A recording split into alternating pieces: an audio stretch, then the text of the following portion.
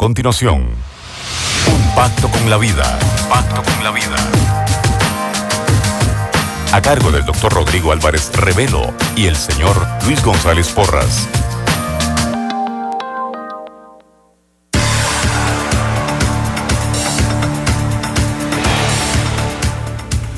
Bueno, buenos días, buenas tardes amigos y hermanos. Nuevamente estamos aquí en un pacto por la vida, en vida y esperanza, porque vida y esperanza es lo que nos mantiene aquí, vivos y con esperanza, ¿verdad? Bueno, bienvenidos nuevamente, doctor Slom. Bienvenido nuevamente a seguir tocando ya la tercera semana que estamos tocando este tema. Bueno, buenas tardes. Buenas tardes, es que es un tema muy complejo y muy lleno de muchas aristas, que qué bueno que lo podamos ir desgranando poco a poco. Sí, porque, es decir, muchas veces, es decir, estamos en favor, incluso estamos en contra del tema de la pastilla, el tema del aborto, el tema de tantas cosas, toda esta avalancha que ha caído encima en los últimos, ¿verdad? En las últimas semanas, es decir, como que nos han agarrado, es decir, a puñalada, trapera limpia, pero es decir, aquí estamos en la trinchera.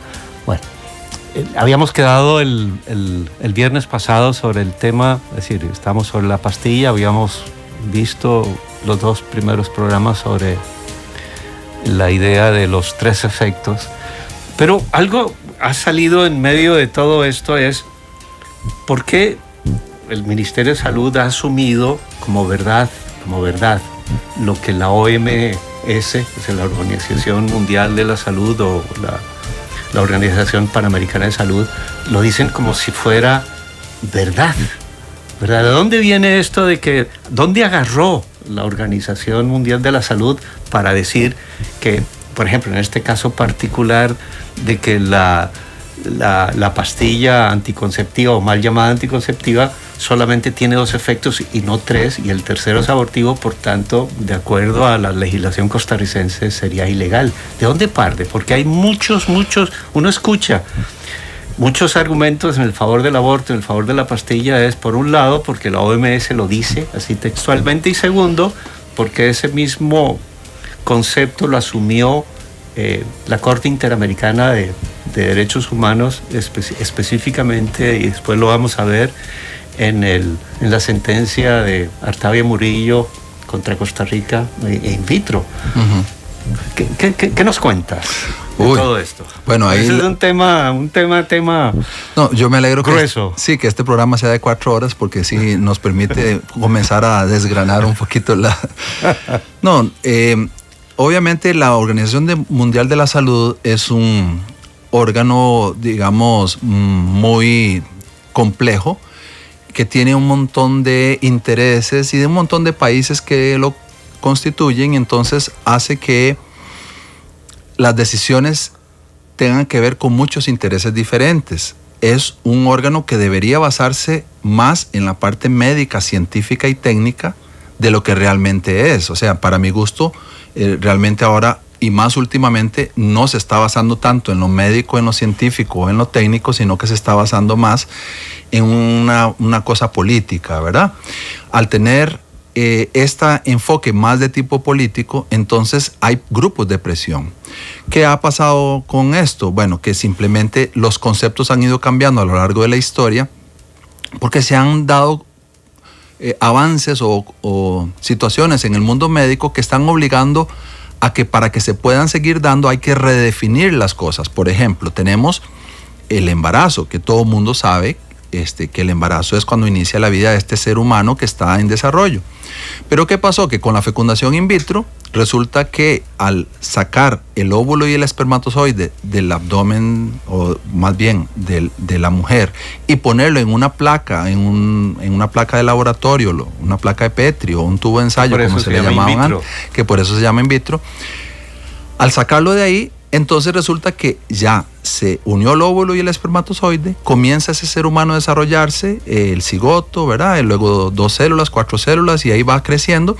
Pero como no está dentro de la madre, entonces la gente decía, pero entonces la señora no está embarazada. Entonces, si no está embarazada, y no se interrumpe el embarazo, no hay aborto. Exacto. Entonces, hay un tema de uso semántico no solo de la idea de embarazo, porque en in vitro el embarazo empieza técnicamente cuando el embrión es implantado en el útero de la mamá. Ahí empieza para ella el embarazo. Exacto. Pero no es que ahí empieza el inicio de la vida. Exacto. Que digamos, in natura, el proceso natural entre un hombre y una mujer, mediante un intercambio sexual, el inicio de la vida en la fecundación es exactamente el mismo momento del inicio del embarazo. Así es, ¿verdad? Así es, y lo importante del aborto no es el hecho de suspender o de terminar o no el embarazo, es acabar con la vida del embrión.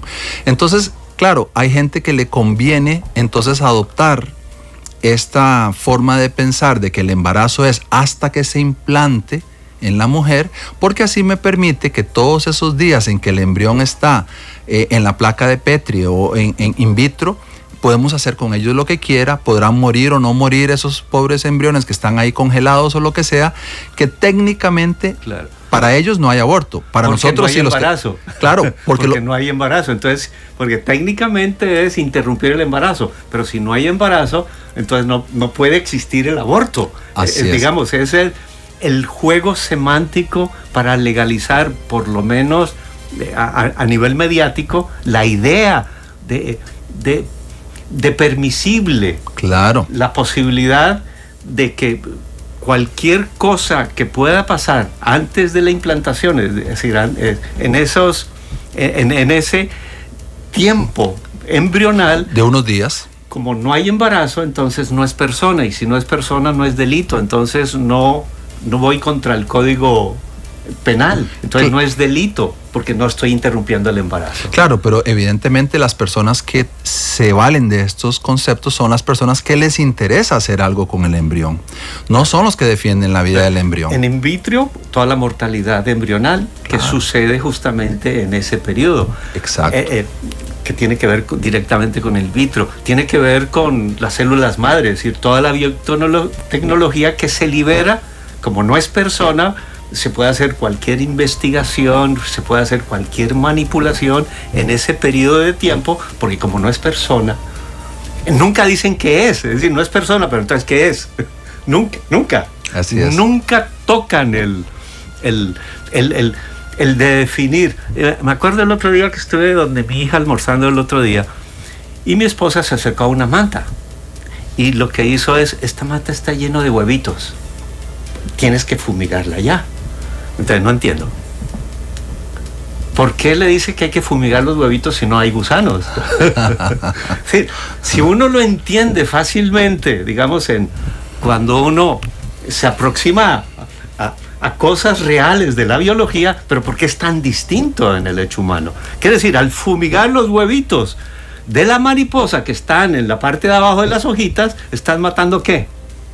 Futuros gusanos. Es decir, cada huevito que se mate, se está matando un gusano que se va a comer las hojas de la planta. Es decir, es tan fácil de entenderlo. Es muy lógico. Pero ¿por qué es tan distinto para entender el fenómeno humano? Es decir, todo embrión que se mata, lo que estás matando es una persona. Eso es cuestión de tiempo, de que termine ser lo que somos en este momento. Estamos sentando y las personas que están escuchándonos o viéndonos en este momento pasaron por exactamente lo mismo. Si alguien le hiciera algo en el embrión de la mamá, ¿qué es lo que pasaría? No existimos, es decir, es la negación de la existencia. Si cuando fumigamos los huevitos de la mariposa, nos saldrán gusanos que no se comerán las cosas. Pero es exactamente lo mismo. Bueno, pero es que ve que interesante, la lógica sí sirve para entender las cosas. Más bien lo que está sucediendo en esta vorágine que estamos envueltos últimamente es que están sucediendo cosas muy ilógicas. Muy ilógicas, porque resulta que sí defendemos el huevo de águila o el huevo de tortuga, que es un embrión de águila y un embrión de tortuga. Y se defiende con tanta ahínco, pero el embrión humano, claro, ¿no? Otra vez, esa metáfora es muy bonita. ¿Por qué metemos a la gente a la cárcel por robar huevos de tortuga? Si ahí no hay tortugas, solo hay huevos. Pero ¿por qué? Porque es delito robarse los huevos. Uno puede abrir y encontrar que hay huevos, ahí no hay tortugas. Así es. Igual pasa con lo de la OMS, que cada persona entonces está tomando de la información existente, la información científica, lo que le conviene. Es cierto que hay estudios de la pastilla del día después que hablan de que no tiene el efecto antiimplantatorio, o sea, el efecto abortivo, pero hay muchos estudios que dicen que sí lo tiene.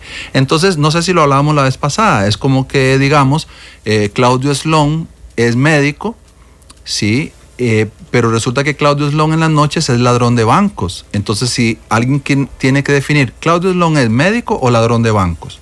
Bueno, depende. Algunos dirán, no es médico, yo lo conozco como médico. No, es ladrón de bancos, yo lo he visto robar en las noches.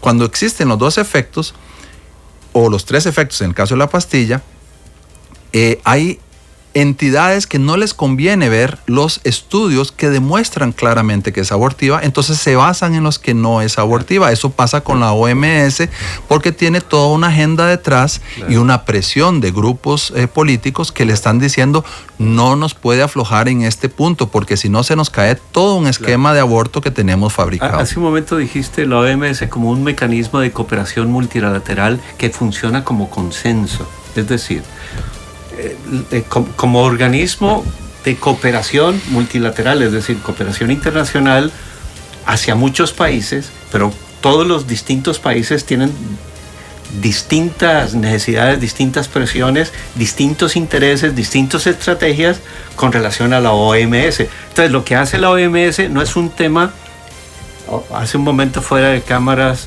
lo decías, de por qué el Ministerio de Salud no está de acuerdo con lo que dice la FDA, que sí es mucho más estricta sobre el tema de la verdad que la OMS, que por ser de consenso quiere decir que llega el momento de decir, de todas esas presiones que tengo para tomar postura sobre un tema determinado, incluyendo el tema de la pastilla, hace un consenso, es decir, consensúa, es decir, las diferencias sujeto a las presiones políticas de aquellos, digamos, aquellos países que con mayor poder económico y mayor poder político, por tanto, sus decisiones no son técnicas. Eso quiere decir que no tiene un carácter vinculante, por un lado. Es decir, la OMS no, es decir, en el sistema de derecho y la soberanía nacional, es decir, la OMS no tiene un carácter vinculante, tiene un carácter asesor, entendiéndolo y matizándolo en la particularidad que la OMS. Es decir, no es vinculante, por decir, ahora en Estados Unidos los conservadores y los pro vida están más contentos porque hay una mayoría, digamos, en la Corte Suprema de Justicia más favorable para poner el Roe versus Wade, pero en 20 años después puede suceder lo contrario. Entonces, todas esas decisiones son políticas, son transitorias. Por tanto, es decir, un Ministerio de Salud que tiene una responsabilidad sobre la verdad y únicamente sobre la verdad de la ciencia, no puede estar sujeta a opiniones que son transitorias, que son consensuadas, y la verdad no es un consenso. Es verdad o no es verdad, y la verdad se puede no ir cambiando, se puede ir profundizando y entendiéndola mejor en el tiempo por la investigación científica. Pero la verdad no es un consenso de opiniones. La verdad es o no es. Es como la ley. La ley es absolutamente binaria, es legal o ilegal, no hay nada en la mitad. Entonces, todo esto se trata de crear como un espacio paralelo, como transverdad, es decir, como si hay algo superior a la verdad, que es la opinión política. Y es un poco lo que estamos viendo ahora con la OMS.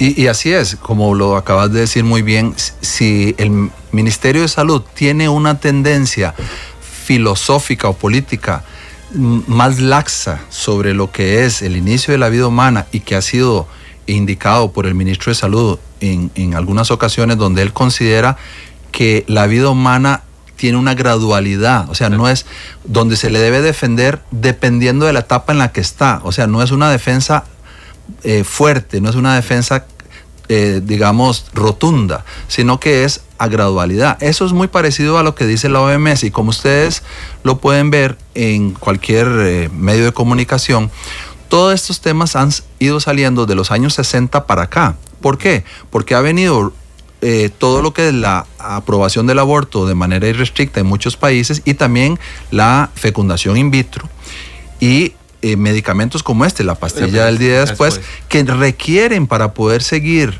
justificándose que estos conceptos se cambien, porque si no, y si de verdad fuéramos defensores de la vida humana desde la concepción, nada de esto se podría hacer. Y después al final del programa vamos a hablar también de los implantes anticonceptivos, que también tiene el mismo componente o un componente, una hormona prima hermana del levonorgestrel, que también tiene los 3 efectos.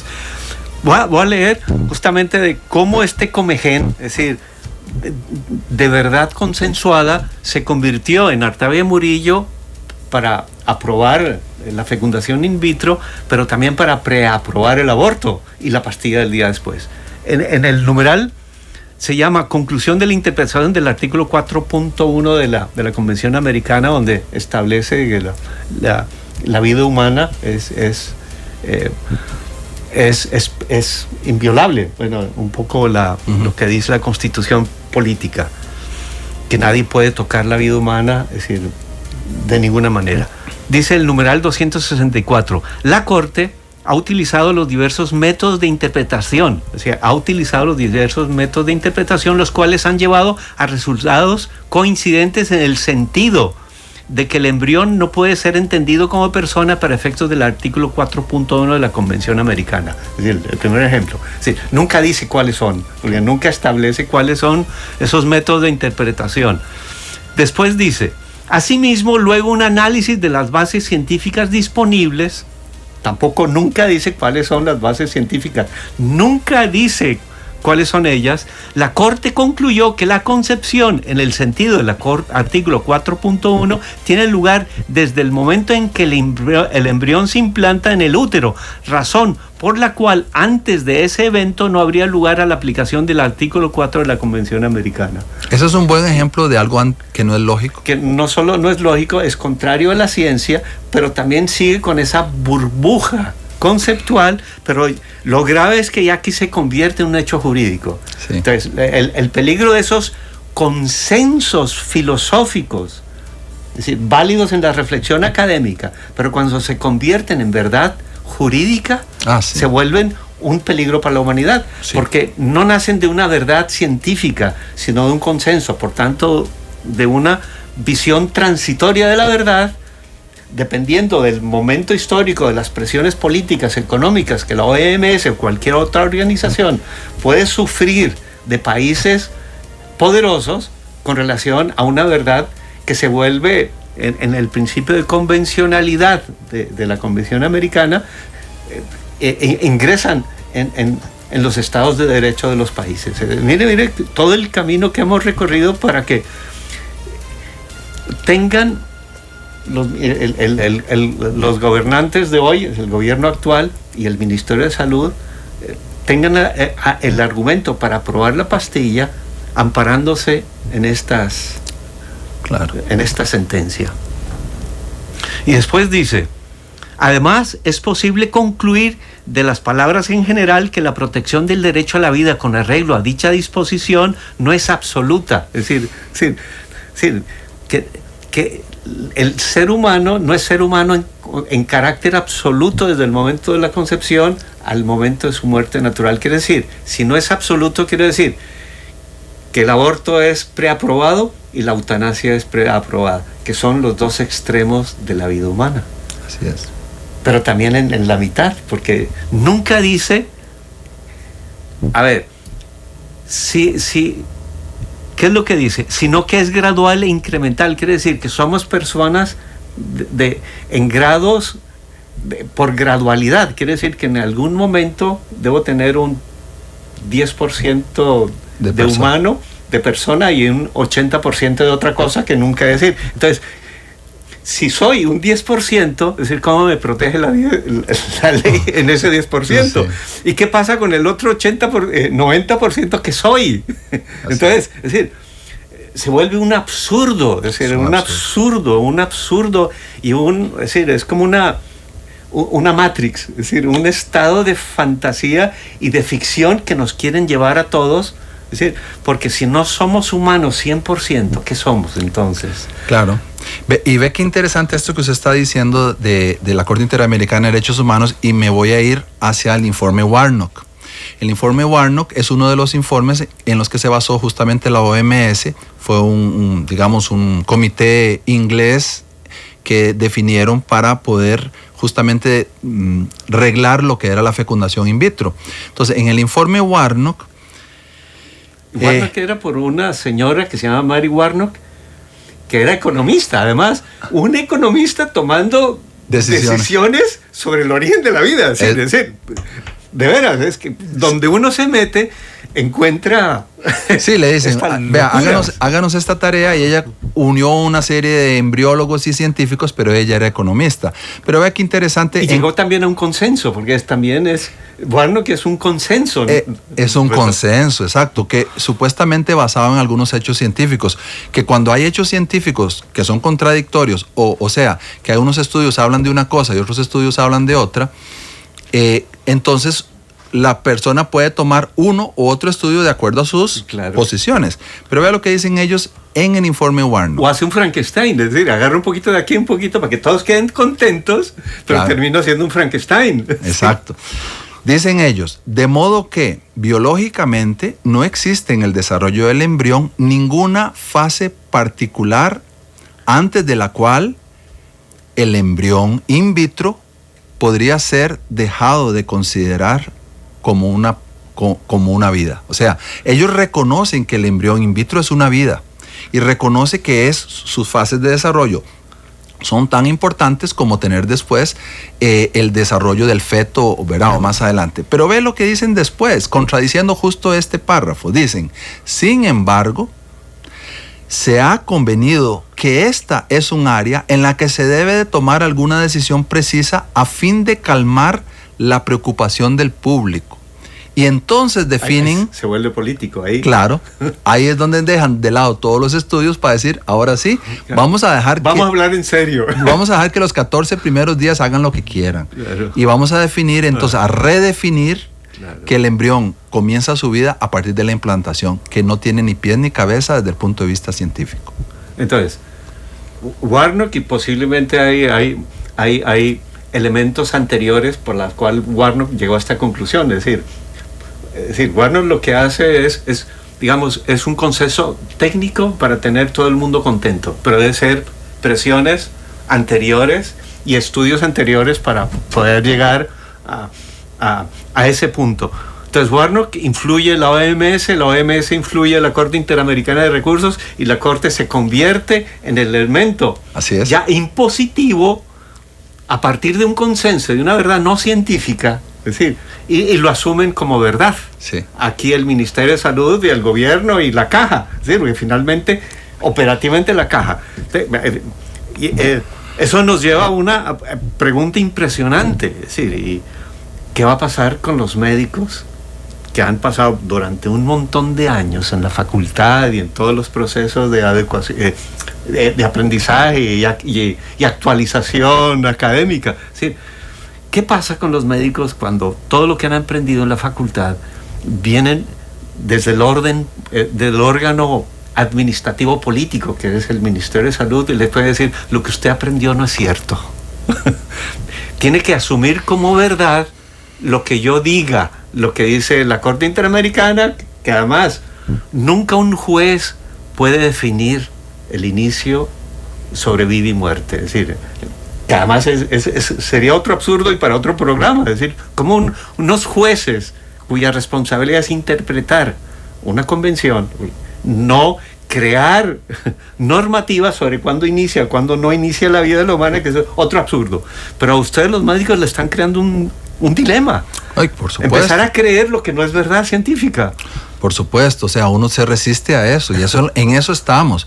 Y lo que pasa es que hay una dificultad muy grande, que es cuando uno técnicamente quiere hablar de las cosas que ya no tienen relevancia porque políticamente se quieren tomar otras decisiones. Entonces uno llega y quiere demostrar con hechos científicos, y las personas dicen, bueno, sí, pero no importa, de ahora en adelante vamos a decir que el día es la noche y la noche es el día, vamos a darle vuelta. Claro. Y eso para ellos, la democracia, que es un buen método, digamos, de organización de la sociedad, para ellos la democracia lo resuelve todo, pero hay cosas que no se pueden resolver con un consenso, con votaciones, porque no podemos resolver con votaciones si la diabetes es una enfermedad o no. O sea, eso es algo científico que tienen que definirlo los médicos.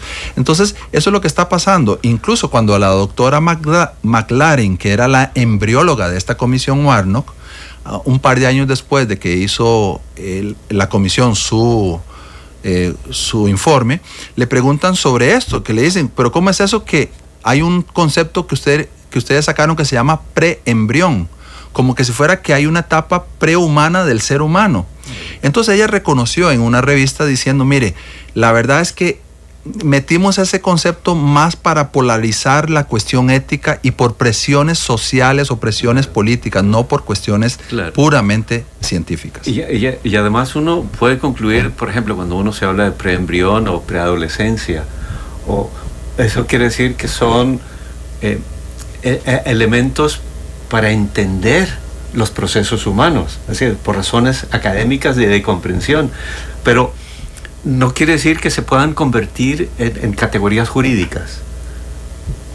Es decir, uno no puede establecer, decir, embrión, feto, etcétera, cigoto, etcétera, etcétera, se convierten en categorías jurídicas y que alguien pueda determinar, esta categoría sí es humana, esta no es humana, esta sí es humana, esta no es humana, porque incluso, aunque dicen que, bueno, empieza la vida humana después de la implantación, pero igual tampoco les importa.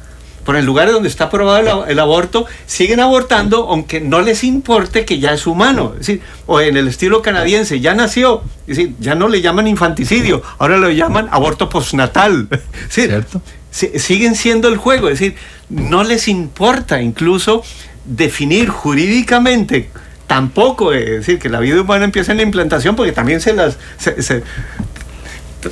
no les importa. Sí, decir, de por sí ya lo vamos a matar aún antes de nacer. Sí. Ahora en Estados Unidos están que si la persona está ya en labor de parto, el niño está ya en canal de parto a punto de nacer y de pronto la persona dice, no, la verdad es que no quiero tenerlo, lo matan adentro y lo sacan. Claro, el tema de le dejan la cabecita adentro, le despedazan el cuerpo, decir, perdóneme, pero el cerebro es el que define, la función cerebral es la que define si es humano o no es humano. El resto del cuerpo lo destazan así como vaca en matadero. Es un horror, es un horror. O sea, yo pocas veces he podido ver, digamos, en mi ejercicio profesional, lo que es la imagen del mal como es en un aborto. O sea, esa es la imagen, para mí, la imagen del mal puro y crudo. Ahora, esto se está cambiando desde 1964 porque justamente hablando de todo esto, hubo la segunda conferencia en Nueva York del Population Council, donde estaban saliendo los métodos anticonceptivos y estaba saliendo un método que no sé si ustedes han escuchado que se llama DIU, dispositivo intrauterino, que es la T de cobre. Antes no habían con medicamentos, ahora hay con medicamentos. Pero el asunto es que en ese momento, en el 64, el doctor Thomas Hilgers decía, los delegados en esta conferencia expresaron su preocupación por la etiqueta de abortivo que se le estaba dando al DIU, ya que esto sería perjudicial en la promoción del dispositivo en países como Pakistán, donde el aborto era fuertemente rechazado. Como resultado de esta preocupación, y aquí termino, el debate apuntó a redefinir el comienzo del embarazo en la implantación del huevo fecundado. O sea, eran formas de hacer que las personas que no iban a consumir estos productos lo hicieran. Es una manipulación ante la opinión pública de los efectos reales que esto es eso. Ya para terminar, aunque habíamos dicho que íbamos a hablar de los implantes subdérmicos que tienen el mismo componente activo, que en Costa Rica desde el 2017, 2.500 adolescentes, con todas las prevenciones que se ha hecho, que estos productos y estos principios, tanto el levonorgestrel como su hermano gemelo, no se pueden utilizar en personas. Aquí en Costa Rica se está utilizando en adolescentes. Es decir, los tres efectos van a causar, con todas las prevenciones, el tema de del no fumado, el tema de trastornos que pueden ocasionar como consecuencias que la literatura médica sobre este producto en particular es bastante abundante. Es decir, el bombardeo es muy grande y están creando, si el tema es de control poblacional, están haciendo un daño mucho más grande, tratando de controlar la población humana, especialmente en el tercer mundo, no importa los efectos que puedan causar. Bueno, amigos, aquí terminamos el día de hoy. Muchas gracias por la atención. Nuevamente, muchas gracias, doctor. Aprendemos siempre con usted. Y nos despedimos y nos vemos el próximo viernes.